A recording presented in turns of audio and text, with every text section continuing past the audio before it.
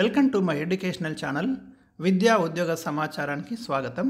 Current affairs classes పెట్టమని చాలామంది అడుగుతున్నారు స్టూడెంట్స్. మరి మీకోసం అయితే ముఖ్యంగా టీఎస్పీఎస్సీ ఎగ్జామ్స్ రాసేవాళ్ళు, డిఎస్సి రాసేవాళ్ళు మీకు కరెంట్ అఫైర్స్ క్లాసెస్ అయితే ఈ యూట్యూబ్లో వీలైనంత వరకు అప్లోడ్ చేస్తున్నాను. ఛానల్ని సబ్స్క్రైబ్ చేసుకొని అప్డేట్స్ అన్నీ కూడా మీరు చూడండి. అదేవిధంగా WhatsApp group, Telegram group link కూడా ప్రొవైడ్ చేయడం జరిగింది. వీలైతే దాంట్లో కూడా జాయిన్ కండి. ఇక్కడ ఇవాళ మనకి 2024 మార్చ్ 8కి సంబంధించి ఆయా దినపత్రికలలో వచ్చినటువంటి ముఖ్యమైన కరెంట్ అఫైర్స్ పోటీ పరీక్షల కోణంలో మాత్రమే విశ్లేషిస్తాను. ఫస్ట్ న్యూస్ చాలా ఇంపార్టెంట్ న్యూస్ ఉంది, హిస్టారికల్ బ్యాక్గ్రౌండ్ ఉన్న న్యూస్. కాకతీయ శిల్పాలకు ప్రాణం పోశారు అనే టైటిల్ మీకు ఇక్కడ కనబడుతుంది. మీకు హనుమకొండలోని 1000 స్తంభాల గుడి, కాకతీయుల కాలం నాటి ఈ ఆలయం, ఇక్కడ కళ్యాణ మండపాన్ని తిరిగి పునర్నిర్మించడం జరిగింది. దానికి సంబంధించిన ప్రధాన వార్త ఇక్కడ మీకు కనబడుతుంది. ఇవాళ మీకు కిషన్ రెడ్డి చేతుల మీదుగా ఈ కళ్యాణ మండపం మళ్ళీ ప్రారంభం చేయడం జరుగుతుంది. దానికోసం అయితే వార్త మనకు ప్రధానంగా ఇక్కడ అంటే ఇవ్వడం జరిగింది. మీకు 1000 స్తంభాల గుడి అనేది 1163లో మరి కాకతీయ రాజులలో ఒక ప్రసిద్ధి చెందిన రాజు రుద్రదేవుడు నిర్మించినట్టు మనకు చారిత్రక ఆధారాల ద్వారా తెలుస్తుంది. అది కూడా చాలా చాలా ఇంపార్టెంట్. ఇది ఒక త్రికూటాలయం. ఇక్కడ శివుడు, కేశవుడు, సూర్యుడు ప్రధాన దేవతలుగా మనకు కనిపిస్తారు, దేవులుగా కనిపిస్తారు. ఇలాంటి ఆలయాలు మీకు కాకతీయుల కాలంలో చాలా ప్రఖ్యాతి చెందిన త్రికూటాలయాలు మనకు కనిపిస్తాయి. కాకతీయులు మొదట జైనులుగా ఉండి తర్వాత శైవం వైపుకు వెళ్ళినట్టు మనం గమనించవచ్చు. ఇది కూడా క్వశ్చన్ అడుగుతాడు. మొదట వారు ఏ మతాన్ని అనుసరించారు? జైనాన్ని అనుసరించారు. తర్వాత శైవం వైపుకి అయితే వీరు వెళ్ళడం జరిగింది. అందుకే మీకు చాలా శైవ ఆలయాలే మీకు ప్రధానంగా ఎక్కువగా కనిపిస్తాయి. ఒకసారి మనం బ్యాక్గ్రౌండ్ చూద్దాం. ఇక్కడ ఏం జరిగింది, వార్తలో ఏముంది అంటే చారిత్రకంగా మీకు 1000 స్తంభాల గుడికి అనుబంధంగా నిర్మితమైన కళ్యాణ మండపం క్రీస్తు శకం 1163లో ప్రారంభమైనట్లు చరిత్ర చెప్తుంది. మరి అది శిథిలావస్థకు చేరడం జరిగింది. దాని యొక్క పునర్నిర్మాణానికి ఎప్పుడు మీకు కేంద్ర పురావస్తు శాఖ ఆధ్వర్యంలో 2006 ఫిబ్రవరిలో శంకుస్థాపన జరిగింది. అయితే డబ్బులు మీకు 15 కోట్లు మరి కేటాయించి తాజాగా ఈ పనులన్నింటినీ కూడా కంప్లీట్ చేయడం అనేది జరిగింది. శివరాత్రి సందర్భంగా శుక్రవారం అంటే ఇవాళ మార్చి 8న పునఃప్రారంభం అవుతుంది ఈ కళ్యాణ మండపం. అయితే దీంట్లో డిజైన్లు ఎక్కడ కూడా మార్పు చేయలేదు. అప్పుడు ఏవైతే శిలలు వాడినారో, శిల్పాలు వాడినారో 90% వాటిని తీసుకున్నారు. వాటిని తీసుకొని ఇక్కడ పునర్నిర్మాణం చేపట్టడం అనేది మనం ప్రధానంగా గమనించవచ్చు. ఇకపోతే మీకు కాకతీయుల టెంపుల్ ఏదైతే ఉందో ఈ 1000 స్తంభాల గుడిలో శాండ్ బాక్స్ టెక్నాలజీ కాకతీయులు వాడినారు. చాలా చాలా ఇంపార్టెంట్ అండి ఈ టెక్నాలజీ. వీళ్ళ యొక్క దేవాలయాల నిర్మాణంలో ఇది ప్రధానంగా కనబడుతుంది. ఇవాళ మీకు అయోధ్యలో ఉన్నటువంటి కొత్తగా నిర్మించిన రామాలయంలో కూడా ఇలాంటి పరిజ్ఞానాన్ని, కాకతీయుల కాలంలో వాడినటువంటి పరిజ్ఞానాన్ని కొంత తీసుకోవడం అనేది జరిగింది. మీకు ఇసుకతో ఆధారంగా పునాదులు నిర్మించడము, ఎక్కడ కూడా ఐరన్ని వాడకపోవడం ప్రధానంగా మనం గమనించవచ్చు. దీన్నే శాండ్ బాక్స్ టెక్నాలజీ అని పిలుస్తున్నాము. ఇక కాకతీయుల హన్మకొండలోని 1000 స్తంభాల గుడిలో మీకు ఒక భారీ నంది శిల్పాన్ని మీరు గమనించవచ్చు. కాకపోతే అప్పట్లో ఇస్లాం దండయాత్రల్లో కొంత ధ్వంసం కావడం జరిగింది. దాన్ని కూడా పూర్తిగా మరి యథారూపానికి తీసుకొని రావడం అనేది ఇక్కడ ప్రధానంగా మీరు చూడండి. ఇక్కడ ఈ మొత్తం ప్రక్రియ, ఈ మొత్తం నిర్మాణం అనేది ఏదైతే రీకన్స్ట్రక్షన్ అంటున్నాం కదా, ఈ రెనోవేషన్ అంతా కూడా మీకు తమిళనాడుకు చెందిన స్థపతి శివకుమార్ నేతృత్వంలో జరిగింది. ఇక్కడ ఏమైనా మీకు క్వశ్చన్ రావచ్చు, వెరీ వెరీ ఇంపార్టెంట్ అండి. ఇక్కడ స్థపతి శివకుమార్ పేరైతే మీరు గుర్తుంచుకోండి. And next one same continuation ఉంది, మీరు చూడండి. ఓరుగల్లు కాకతీయుల పాలనలో 1వ రుద్రుడు 1163లో 1000 స్తంభాల గుడి నిర్మించాడు. ఈ ఇయర్ మీద గతంలో ప్రశ్న ఆల్రెడీ ఉందండి టీఎస్పీఎస్సీలో. ఇక్కడ శివుడు, కేశవుడు, సూర్యుడు ఒకే దగ్గర పూజలు అందుకునే ఆలయం. అందుకే దీనిని త్రికూటాలయం అని మనం పిలుస్తున్నాం. సో ఇక్కడికి సరిపోతుంది ఈ ఇన్ఫర్మేషన్. నెక్స్ట్ న్యూస్ చూద్దాం. టెర్రరిస్టుల లిస్టులోకి గ్యారీ కాస్పరోవ్ అనే వార్త ప్రధానంగా కనబడుతుంది. ఇంటర్నేషనల్ న్యూస్ ఇది. రష్యాకు చెందినటువంటి చెస్ దిగ్గజం, వెరీ ఇంపార్టెంట్ అండి, గ్యారీ కాస్పరోవ్.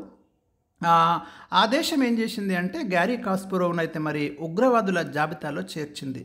దీనికి రీజన్ ఏంటంటే అధ్యక్షుడు వ్లాదిమిర్ పుతిన్ ప్రభుత్వంపై ఆయన కొంతకాలంగా బహిరంగంగా విమర్శలు చేయడమే దీనికి కారణమని తెలుస్తుంది. పుతిన్కు కాస్పరోవ్ దీర్ఘకాల ప్రత్యర్థిగానైతే ఉన్నారు. ఉక్రెయిన్పై రష్యా దాడికి వ్యతిరేకంగా కూడా మరి ఆయన విమర్శలు చేశారు. అయితే కాస్పరోవ్ను ఈ లిస్టులో ఎందుకు చేర్చారో రష్యా ఆర్థిక నిఘా సంస్థ రోస్పిన్, వెరీ ఇంపార్టెంట్, రోస్పిన్ మానిటరింగ్, రష్యా యొక్క ఆర్థిక నిఘా సంస్థ అయితే క్లియర్గా ఇన్ఫర్మేషన్ అయితే ఇవ్వలేదు. కానీ విశ్లేషకులు ఏమంటున్నారంటే ప్రభుత్వాన్ని పదే పదే విమర్శించడమే ఆయనను టెర్రరిస్టు జాబితాలకు చేర్చడానికి కారణమని అయితే చెప్తున్నారు. కాగా ఆ దేశంలో టెర్రరిస్టు జాబితాలో చేర్చిన వారి బ్యాంకు ఖాతాలపై మరి చాలా ఆంక్షలైతే విధిస్తారు. పుతిన్ ప్రభుత్వ అణచివేత ప్రతీకార దాడులకు భయపడి కాస్పరోవ్ రష్యా నుంచి అయితే వెళ్ళిపోయారు. 10 ఏళ్ళుగా ఆయన అమెరికాలో ఉంటున్నారు. సో ఇక్కడ మీకు ప్రశ్న అయితే ఎక్స్పెక్ట్ చేయవచ్చు మనము. ఇటీవల టెర్రరిస్టుల జాబితాలోకి రష్యా చేర్చినటువంటి చెస్ దిగ్గజం ఎవరు అనే ప్రశ్నను మనం ఎక్స్పెక్ట్ చేయొచ్చు పోటీ పరీక్షలలో. గ్యారీ కాస్పరోవ్ వెరీ ఇంపార్టెంట్ అని మనం అనుకోవాలి. And next news, India AI artificial intelligence మిషన్కి ఆమోదం. మనకు 2024 మార్చ్ 7న జరిగిన ఒక మీటింగులో, క్యాబినెట్ మీటింగులో 10,372 కోట్లతో ఇండియా AI మిషన్ను 5 ఏళ్ల పాటు అమలు చేయడానికి క్యాబినెట్ ఆమోదం తెలిపింది. ఇక్కడ ఈ స్టాటిస్టికల్ డేటా గుర్తుపెట్టుకోండి. ఎన్ని కోట్లతో అంటాడు? 10,372 కోట్లతో AI మిషన్ను 5 years అమలు చేయడానికి క్యాబినెట్ అయితే నిర్ణయం తీసుకుంది. ఈ నిధులతో వచ్చే 5 ఏళ్ల పాటు కంప్యూటింగ్ ఇన్ఫ్రాస్ట్రక్చర్ని తయారు చేస్తారు. AI ఎకోసిస్టమ్ను అభివృద్ధి చేయడానికి వివిధ కంపెనీలకు 10,000 GPU గల సూపర్ కంప్యూటింగ్ కెపాసిటీని అందుబాటులోకి తెస్తామని కేంద్ర మంత్రి పీయూష్ గోయల్ తెలిపారు. Very important news. And next one, మహిళలకు సంబంధించి అంతర్జాతీయ మహిళా దినోత్సవం సందర్భంగా మనకు కొంత ఇక్కడ ఒక women peace and security index ఒక నివేదిక ఉందండి 2023. ఇక్కడ అమెరికాకు చెందిన Georgetown institute for women peace and security సంస్థ తాజాగా నివేదిక ఒకటి రిలీజ్ చేసింది. ప్రపంచవ్యాప్తంగా వివిధ దేశాల్లో మహిళలపై వేధింపులు, దాడులు మాత్రమే కాకుండా జీవన పరిస్థితులు, ఆర్థిక స్వాతంత్రం, విద్య, ఉద్యోగ అవకాశాలు, భద్రత, ప్రజా ప్రతినిధులుగా దక్కుతున్న అవకాశాలు, చాలా అంశాలు తీసుకొని మరి మహిళలకు సంబంధించి భద్రమైన దేశాలకు గరిష్టంగా ఒక పాయింట్ను కేటాయించింది. ఈ ఇండెక్స్లో మొత్తము 177 దేశాలకు ర్యాంకులు ఇస్తే ఇండియా పొజిషన్ చూడండి 128వ స్థానంలో మరి ఇండియా అయితే ఉంది. సో ఇక్కడ మీరు కాన్సన్ట్రేషన్ చేయండి. ఏదైనా కానివ్వండి, మీకు ఒక ఇండెక్స్ అంటే మన ఇది సూచీలు ఎప్పుడైతే వస్తాయో మీకు ఇలాంటి ఇంపార్టెంట్ రిపోర్ట్లు, నివేదికలు వచ్చినప్పుడు దాంట్లో పర్టికులర్గా ఇండియా ప్లేస్ ఎక్కడుందో మీరు ఖచ్చితంగా గుర్తుపెట్టుకోండి. మహిళల భద్రతకు సంబంధించి ఇచ్చినటువంటి women peace and security index 2023కు సంబంధించి ఇండియా 128th పొజిషన్లో ఉంది అని మనకు ఈ నివేదిక వెల్లడిస్తుంది. సో దానికోసమే ఈ వార్త అయితే నేను తీసుకున్నాను. ప్రాంతాల వారిగా చూస్తే మధ్య ఆఫ్రికా, దక్షిణాసియా, పశ్చిమాసియా, లాటిన్ అమెరికా దేశాలు మహిళలకు భద్రం కాదని తెలిపింది. యూరప్ ఖండానికి వస్తే ఆగ్నేయ యూరప్ దేశాలు, ఇటలీలో మహిళలకు అనువైన పరిస్థితులు లేవని అయితే పేర్కొంది. ఇక్కడ మీకు పాయింట్స్, ఇండెక్స్ అనేది కూడా ఇవ్వడం జరిగింది. ఇండియా ప్లేస్ గుర్తుపెట్టుకోండి. అండ్ నెక్స్ట్ ఇంకొక వార్త మనకు కనబడుతుంది. ముంపు అంచున అగ్రరాజ్యం, అమెరికాలోని 24 తీర నగరాలు మునిగిపోయే ప్రమాదం, 2050 కల్లా అనూహ్య స్థాయిలో పెరగనున్న సముద్ర మట్టాలు అనే వార్త కనబడుతుంది. ఇలాంటివి కూడా డెఫినెట్గా క్వశ్చన్స్ మీకు రేపు వస్తాయి. దీంట్లో ఏదైనా డాటా ఉంటేనే మీకు ఇక్కడ ఇస్తాను నేను. మొత్తం ఇంకా డాటా అంటే ఇది గుర్తుపెట్టుకోండి. ఎన్ని నగరాలు ముప్పును ఎదుర్కోనున్నాయి అనే ప్రశ్న రావచ్చు. 2050 కల్లా 24 తీర ప్రాంత నగరాలు, సముద్ర తీర ప్రాంత నగరాలు అయితే మరి ముప్పునైతే ఎదుర్కోబోతున్నాయి. ఇది ప్రధానంగా మనం గమనించాలి. అమెరికాలోని ప్రభావిత 32 తీర నగరాలలో 24 నగరాల వెంట సముద్ర మట్టం ప్రతి సంవత్సరం 2 మిల్లీమీటర్ల మేర పెరుగుతుంది. వీటిలో 12 నగరాల్లో అయితే అంతర్జాతీయ సముద్ర మట్టాల సగటు పెరుగుదల రేటును దాటి మరీ జలాలు పైకి వస్తున్నాయి. వీటికి తోడు ఈ నగరాల్లోని ప్రతి 50 మంది జనాభాలో ఒకరు దారుణమైన వరదలను చవిచూడక తప్పదని తాజా అధ్యయనం అయితే హెచ్చరించింది. ఈ పరిశోధన తాలూకు వివరాలు నేచర్లో ప్రచురితమయ్యాయి. ఇప్పుడు గ్లోబల్ వార్మింగ్ అనే పదం ఇక్కడ మీకు కనబడుతుంది. గ్లోబల్ వార్మింగ్ ప్రభావం వల్లనే ఇవాళ మనకి భూమి టెంపరేచరు పెరగడాన్ని మనము గ్లోబల్ వార్మింగ్ అని పేర్కొంటున్నాము. ఉష్ణోగ్రత పెరుగుదల, అనూహ్యమైనటువంటి ప్రతికూల మార్పులు వాతావరణంలో వస్తున్నాయి. పెరిగిన ఉష్ణోగ్రతల కారణంగా తరచూ హీట్ వేవులు, కరువులు సంభవించి కార్చిచ్చులు లాంటి ప్రమాదకర పరిస్థితులు అయితే మనకు ఏర్పడుతున్నాయి. సో దానికి సంబంధించి ఈ ఆర్టికల్ అయితే ఇవ్వడం జరిగింది. 24 నగరాలు చాలా డేంజర్లో ఉన్నాయి. టోటల్ మీకు 32 నగరాలు అయితే ఈ సముద్ర తీర ప్రాంతాలలో ఉన్నాయి. 2050 సంవత్సరం కల్లా అమెరికా తీర ప్రాంతాల వెంట సముద్ర మట్టం దాదాపు 0.30 మీటర్ల మేర పైకి ఎగిసే ప్రమాదం ఉంది అని ఒక హెచ్చరిక మీకు కనబడుతుంది. ఇంకా ఇంపార్టెంట్ ఇన్ఫర్మేషన్ ఏమైనా ఉంటే ఒకసారి ఇక్కడ చూద్దాం. పంజాబ్లోని Indian institute of science education research వారి బృందం సైతం దీంట్లో పాలుపంచుకోవడం జరిగింది. అమెరికా తీర ప్రాంతంలో ముంపును ఎదుర్కోనున్న ప్రాంతాల అంచనా గణాంకాలను అయితే సిద్ధం చేసింది. నక్షత్రాలు నేలరాలితే ఏం చేయగలం, చిన్నపాటి వర్షం కూడా పడవ వేగంగా మునగడానికి ప్రబల హేతువు కాగలదు అని మీకు ఒక సూక్తి కొటేషన్ అయితే ఇక్కడ కనబడుతుంది. రాబర్ట్ నెకోలస్ ఆందోళన వ్యక్తం చేశాడు. నెక్స్ట్ న్యూస్, ముడి జనపనారకు మరో 285. జనపనారకు కనీస మద్దతు ధర, దీన్నే మనం మినిమం సపోర్టింగ్ ప్రైస్ అంటాం కదా, అంటే పంటలకి ప్రభుత్వం ఇచ్చేటటువంటి మద్దతు ధర, కనీస మద్దతు ధరను ఎంతకు పెంచింది అంటే 285 పెంచి మొత్తం 5,335 రూపాయలు క్వింటాల్కి చేసింది. 2024-25 ఆర్థిక సంవత్సరంలో ఈ కనీస మద్దతు ధర వర్తిస్తుంది. పర్టికులర్గా ఇట్లా ప్రత్యేకంగా ఈ పంట గురించి ఇవ్వడం జరిగింది. గుర్తుంచుకోండి ఎంతకి, ఎందుకంటే గతంలో కూడా ఇలాంటి ప్రశ్నలు ఉన్నాయి మీకు. రీసెంట్గా పలానా పంటకి కేంద్రము కనీస మద్దతు ధరను ఎంతకు పెంచింది క్వింటాల్కి అనేది ఆ టైప్ క్వశ్చన్స్ ఉన్నాయి కాబట్టి ఇక్కడ మీరు గుర్తుంచుకోండి. ఇక జనపనార చాలా ఇంపార్టెంట్ అండి. మీకు ఈ గోనె సంచులు, కార్పెట్స్ తయారీకి ఈ జనపనారను అయితే ఉపయోగిస్తున్నాం. దీనిని గోల్డెన్ ఫైబర్ అంటారు. వెరీ వెరీ ఇంపార్టెంట్ అండి. చాలాసార్లు ప్రశ్న కూడా ఉంది. గోల్డెన్ ఫైబర్ అని దీన్ని పిలుస్తాము, బంగారు పీచు అని జనుమును. అండ్ నెక్స్ట్ న్యూస్ అదే చూడండి మీకు, ఇంకా అదే క్యాబినెట్ మీటింగ్లో ఈశాన్య రాష్ట్రాల్లో పారిశ్రామిక అభివృద్ధి, ఉద్యోగాల సృష్టికి ప్రోత్సాహం ఇవ్వడానికి కేంద్రము కొత్తగా ఒక పథకాన్ని తీసుకొచ్చింది. ఉన్నతి అంటున్నాం, వెరీ ఇంపార్టెంట్. ఉన్నతి పథకానికి కేబినెట్ ఆమోదం తెలియజేసింది. ఈ పథకం కింద మీకు 10,037 కోట్లయితే మరి ఖర్చు చేయబోతున్నారు. ఈశాన్య రాష్ట్రాల్లో పరిశ్రమలు స్థాపించే పెట్టుబడిదారులకు ప్రోత్సాహకాలు అందిస్తారు. ఎప్పటిదాకా ఉంటుంది ఈ స్కీమ్? మీకు 2034 మార్చి 31 దాకా ఈ పథకం అయితే అమల్లో ఉంటుంది. వెరీ వెరీ ఇంపార్టెంట్ ఉన్నతి, ఇది గుర్తుపెట్టుకోండి. ఈశాన్య రాష్ట్రాల్లో ప్రత్యేకంగా ఇక్కడ ప్రశ్న వస్తుంది. అండ్ దాంట్లోనే ఇంకొక న్యూస్ ఆల్రెడీ కంప్లీట్ చేసిన మీకు, కృత్రిమ మేధ మీకు అది కంప్లీట్ అయిపోయింది కాబట్టి నెక్స్ట్ ఆర్టికల్కి వెళ్తున్నాను.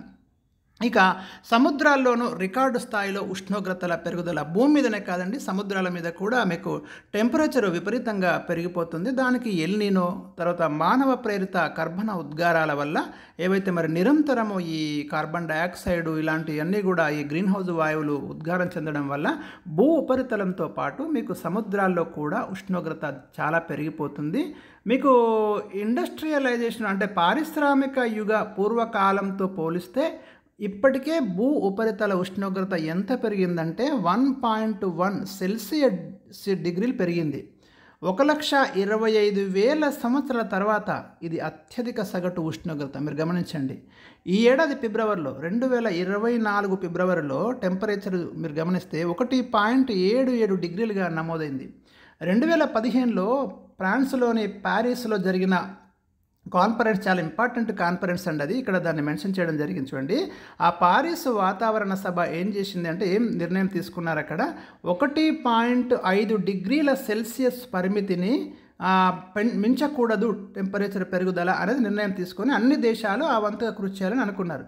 కానీ ఇప్పుడు ఏం జరిగింది చూడండి, 1.77కి రీచ్ అయిపోయింది ఆల్రెడీ. 1.5 దగ్గర ఆపాలనుకున్నాం. ఇది చాలా చాలా ఇంపార్టెంట్ పాయింట్. ఖచ్చితంగా మీరు ప్రశ్న ఎక్స్పెక్ట్ చేయొచ్చు. పారిస్ వాతావరణ సదస్సులో భూమి యొక్క టెంపరేచర్ని పెరుగుదలను ఎంతకు పరిమితం చేయాలని నిర్ణయించుకున్నారనే ప్రశ్న వస్తుంది. 1.5 డిగ్రీల సెల్సియస్ కంటే పెరుగుదల మించకూడదు టెంపరేచర్ అనుకున్నారు. కానీ చూడండి 1.77కి రీచ్ అయిపోయింది ఫిబ్రవరిలో. ఇదే ఇక్కడ ఈ ఆర్టికల్లో ప్రధానంగా నేను డిస్కస్ చేయబోయేది. అసలు నిరుడు జూన్ నుంచి ప్రతి నెల భూ ఉష్ణోగ్రత కొత్త రికార్డు నమోదు చేస్తుందని EU వాతావరణ పరిశోధన సంస్థ కోపర్నికస్ క్లైమేట్ చేంజ్ ఇది కూడా ఇంపార్టెంట్ ఇక్కడ. ఈ లైన్ గుర్తుపెట్టుకోండి. యూరోపియన్ యూనియన్ యొక్క వాతావరణ పరిశోధన సంస్థ కోపర్నికస్ క్లైమేట్ చేంజ్ సర్వీస్ గురువారం ప్రకటించింది. ఈ ఏడాది ఫిబ్రవరిలో సముద్ర ఉష్ణోగ్రత కూడా 21.06 డిగ్రీల సెల్సియస్కు చేరుకుందని తెలిపింది. 2023-24లో మొదలైన ఎల్నినో ఈ ఏడాది మే నెలల మధ్య భూమిపై అన్ని ప్రాంతాల్లో ఉష్ణోగ్రతలు పెంచబోతున్నదని ఐక్యరాజ్యసమితికి అనుబంధమైన ప్రపంచ వాతావరణ సంస్థ కూడా మరి ప్రకటించడం జరిగింది. మీకు ఇప్పుడైతే ఎల్నినో నడుస్తుంది, సముద్రాలలో టెంపరేచర్స్ అయితే పెరిగిపోతున్నాయి. ఆ తర్వాత మీకు లానినా ఏర్పడవచ్చు. ఇవన్నీ మీకు రొటేషన్గా వస్తూ ఉంటాయి. ఇవి ఎల్నినో, లానినా, వీటి ప్రభావం చాలా ఎక్కువగా ఉంటుంది ప్రపంచవ్యాప్తంగా. జూన్ ఆగస్టు కాలంలో లానినా ఏర్పడితే భారత్లో గత సంవత్సరం కన్నా ఈ ఏడాది మంచి వర్షాలు కురుస్తాయి అని ఇప్పటికే మరి వాతావరణ సంస్థలు కూడా ఈ ఇన్ఫర్మేషన్ అయితే ఇవ్వడం జరిగింది. ఇండియాలో 2024లో మంచి వర్షాలు, అనుకున్న వర్షాలు కురుస్తాయని లానినా ప్రభావం వల్ల అది ఏర్పడితే, ఎల్నినో ఉన్నప్పుడు కొంత వర్షాభావ పరిస్థితులు అయితే ఉంటాయి. సో ఇది మనకు ప్రధానంగా ఇక్కడ ఉన్నటువంటి న్యూస్. కొన్ని కీలకమైన అంశాలు దీంట్లో నేను టచ్ చేశాను. కాస్పరో ఇది ఆల్రెడీ అయిపోయిందండి. నెక్స్ట్, మహమ్మద్ కాసిం గుజ్జర్ను ఉగ్రవాదిగా ప్రకటించిన కేంద్రం. ఎవరైనా వ్యక్తిని టెర్రరిస్ట్గా అనౌన్స్ చేస్తే తప్పకుండా మీరు గుర్తుపెట్టుకోండి, క్వశ్చన్స్ వస్తాయి. ఇది రీసెంట్గా జరగడం జరిగింది. జమ్మూ కాశ్మీర్కి చెందిన 32 ఏళ్ల మహమ్మద్ కాసిం గుజ్జర్ అలియాస్ సల్మాన్ అలియాస్ సులేమాన్ను కేంద్ర ప్రభుత్వం ఉగ్రవాదిగా గురువారం ప్రకటించింది. గురువారం అంటే మార్చి 7 తారీఖు. లష్కరే తోయిబా ఉగ్ర సంస్థ జరిపిన చాలా ఉగ్రదాడులకు అతడు సూత్రధారిగా వ్యవహరించాడని, భారత్లో పలువురి మరణాలకు మరి కారణమైందని కేంద్ర హోంమంత్రి అమిత్ షా ఎక్స్ వేదికగా తెలిపారు. జమ్మూ కాశ్మీర్లోని రియాస్ జిల్లాలో మీకు లిథియం నిక్షేపాలు కూడా కనుక్కున్నారు. ఇదే ఏరియాలో రియాస్ జిల్లాలో జన్మించిన కాసిం గుజ్జర్ ప్రస్తుతం పాక్ ఆక్రమిత పీఓకేలో నివసిస్తున్నాడు. చట్ట వ్యతిరేక కార్యకలాపాల నిరోధక చట్టం వెరీ ఇంపార్టెంట్ అండి, 1967. దీని ప్రకారం కేంద్రం అయితే ఉగ్రవాద ముద్ర వేసిన 57వ వ్యక్తి. ఇది చాలా ఇంపార్టెంట్. ఇంకా ఎన్నో వ్యక్తి అనే ప్రశ్న కూడా రావచ్చు, చెప్పలేము. ఏ ప్రశ్న అని ఇక్కడ ఎక్స్పెక్ట్ చేయొచ్చు మీరు. ఈ చట్టం కూడా గుర్తుపెట్టుకోండి. చట్ట వ్యతిరేక కార్యకలాపాల నిరోధక చట్టం 1967 కింద ఉగ్రవాదిగా మరి జమ్మూ కాశ్మీర్కి చెందిన మహమ్మద్ కాసిం గుజ్జర్ అలియా సల్మాన్ అలియాస్ సులేమాన్ అయితే కేంద్ర ప్రభుత్వం టెర్రరిస్ట్గా అనౌన్స్ చేసింది. గుర్తుపెట్టుకోండి, రాసుకోండి. అండ్ నెక్స్ట్ న్యూస్, ఎస్బీఐపై కోర్టు ధిక్కరణ పిటిషన్ ఎందుకు ఇచ్చారు? ఎన్నికల బాండ్ల వివరాలను వెల్లడించాలని సుప్రీంకోర్టు రీసెంట్గా ఒక కీలకమైన జడ్జిమెంట్ ఇచ్చింది. ఏదైతే రాజకీయ పార్టీలకు మరి ఈ బాండ్ల రూపంలో విరాళాలు అందుతున్నాయో అవి ఎవరిస్తున్నారు, ఎంత ఇస్తున్నారో పూర్తి డీటెయిల్స్ అన్నీ కూడా ప్రజలకు చెప్పాలి అని సుప్రీంకోర్టు చెప్తే వాటిని బ్యాన్ కూడా చేసేసింది. ఇప్పటిదాకా తీసుకుని అనౌన్స్ చేయమని చెప్పింది. మరి అవన్నీ ఎస్బీఐ దగ్గర ఉంది ఆ డాటా. ఎస్బీఐకి చెప్పింది సుప్రీంకోర్టు, మీరు మొత్తం ఓపెన్ చేయండి, అందరికి చెప్పండి అని. కానీ ఎస్బీఐ ఇంకా మరి అది ఇవ్వలేదు. కాబట్టి ఎస్బీఐ మీద గురువారం అయితే మరి కంటెంప్ట్ అంటే కోర్టు ధిక్కరణ పిటిషన్ దాఖలు చేయడం జరిగింది. మీరు గమనించండి ఇక్కడ ఎవరు, association for democratic reforms. Very important అండి ఇది. ఇక వీళ్ళే కేసు వేసింది కూడా వీళ్ళే ప్రధానంగా. ఈ విరాళాలు మరి ట్రాన్స్పరెన్సీ లేదు, ప్రజలకు తెలియడం లేదు ఎవరు ఎంత ఇస్తున్నారో పార్టీలకు.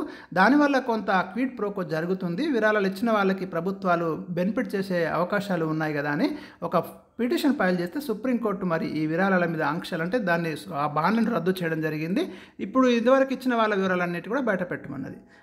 ఇదే సంస్థ అసోసియేషన్ ఫర్ డెమోక్రటిక్ రీఫార్మ్స్ వీళ్ళే వేశారు. ఇప్పుడు ఎస్బీఐ మీద కూడా కోర్టు ధిక్కరణ పిటిషన్ వేయడం అనేది జరిగింది. మీరు గమనించండి, 2019 ఏప్రిల్ 12 నుంచి వెరీ ఇంపార్టెంట్ ఆర్టికల్ అండి ఇది, మీరు ఖచ్చితంగా వినండి. ఇది 2019 ఏప్రిల్ 12 నుంచి కొనుగోలు చేసిన బాండ్ల వివరాలను ఈ నెల 6వ తేదీ లోపు, మార్చి 6వ తేదీ లోపే ఎన్నికల సంఘానికి సమర్పించాలంటూ ఎస్బీఐని రాజ్యాంగ ధర్మాసనం ఆదేశించింది. కానీ ఎస్బీఐ ఏం చేసిందంటే ఇవ్వకుండా బాండ్ల వివరాలను వెల్లడించడానికి జూన్ 30 దాకా మాకు గడువు ఇవ్వాలని ఈ నెల 4న, ఇంకా 2 డేస్లో వాళ్ళకి డెడ్ లైన్ ఉండే, బిఫోర్ 2 డేస్ వాళ్ళు ఒక రిప్రజెంటేషన్ ఇచ్చారు సుప్రీంకోర్టుకి. అయితే దీని మీద ఈ ఏడీఆర్ ఎవరైతే ఈ పిటిషన్ ఫైల్ చేశారో వాళ్ళు తీవ్ర అభ్యంతరం వ్యక్తం చేయడం జరిగింది.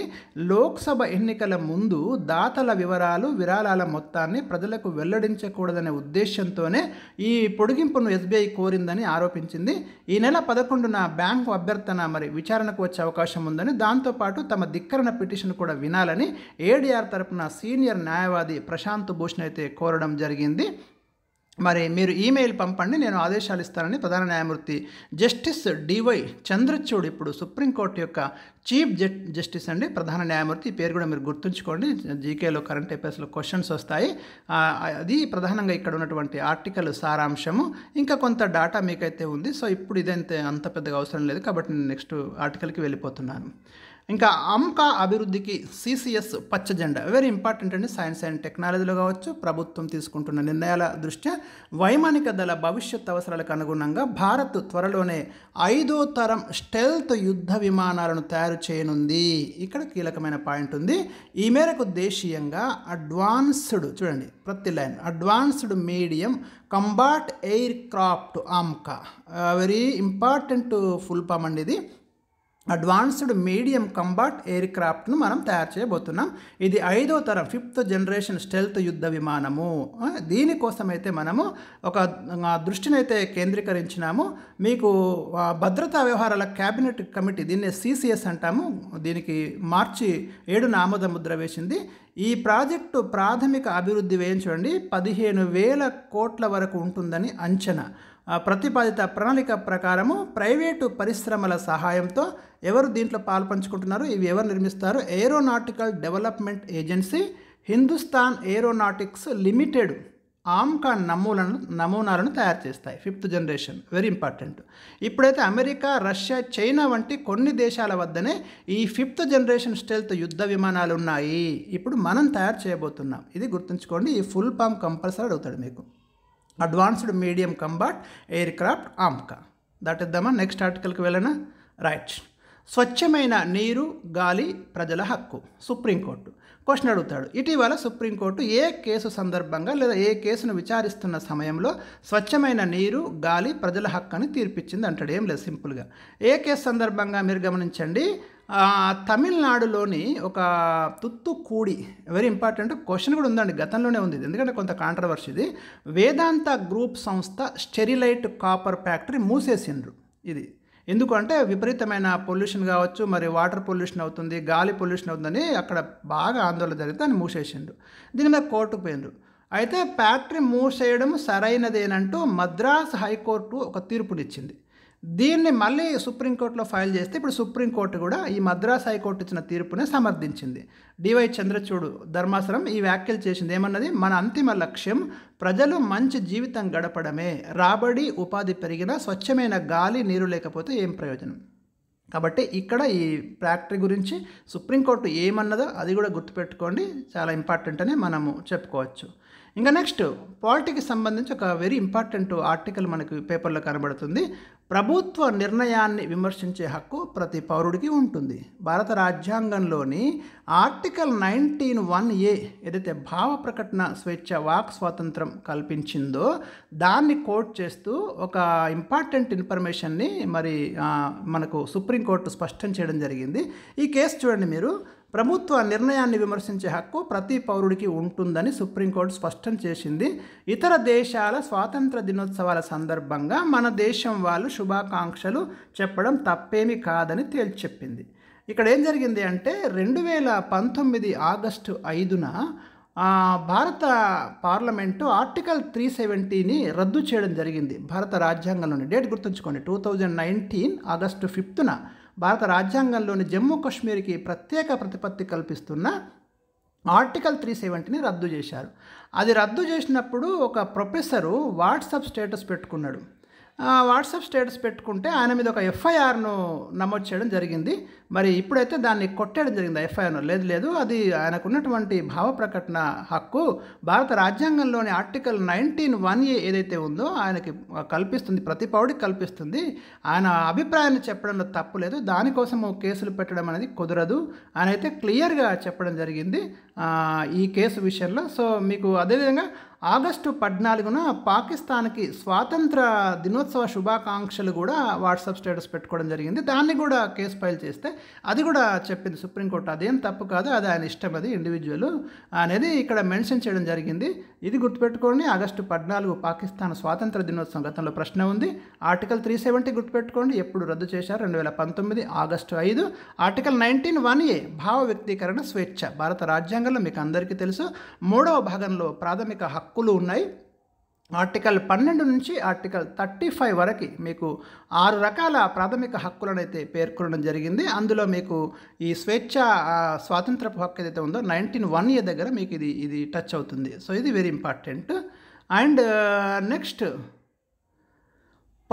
పంజాబ్ రాష్ట్రంలో తొలి సిక్కు మంత్రి. ఎందుకంటే మీకు పాకిస్తాన్లో ఒక సిక్కు మంత్రి కావడం అనేది చాలా అరుదుగా జరుగుతుంది. మరి ఇప్పుడు జరిగింది కాబట్టి లాహోర్ పాకిస్తాన్లోని పంజాబ్ రాష్ట్రంలో, పాకిస్తాన్లో 4 రాష్ట్రాలు ఉంటాయి. అందులో పంజాబ్ రాష్ట్రంలో మొట్టమొదటిసారిగా ఓ సిక్కు వ్యక్తిని మంత్రి పదవి వరించింది. ఫస్ట్ టైం ఉన్నప్పుడు డెఫినెట్గా మీరు గుర్తుంచుకోండి, ఎవరైనా సర్దార్ రమేష్ సింగ్ అరోడా. వెరీ ఇంపార్టెంట్ అండి. ఏ రాష్ట్రంలో అంటాడు? పంజాబ్ రాష్ట్రంలో. పాకిస్తాన్లో కూడా పంజాబ్ రాష్ట్రం ఉంది, గమనించండి మీరు. బుధవారం మైనారిటీ శాఖ మంత్రిగా ఆయన తీసుకున్న పోర్ట్ఫోలియో మైనారిటీ శాఖ మంత్రిగా పదవి ప్రమాణం చేశారు.